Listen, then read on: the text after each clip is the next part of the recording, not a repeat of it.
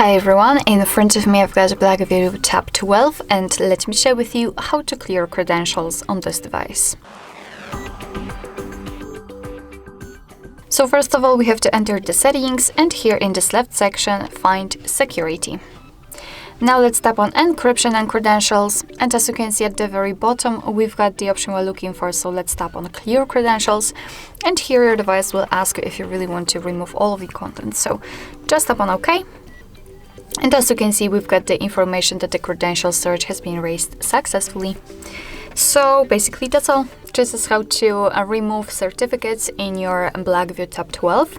Thank you so much for watching. I hope that this video was helpful, and if it was, please hit the subscribe button and leave the thumbs up.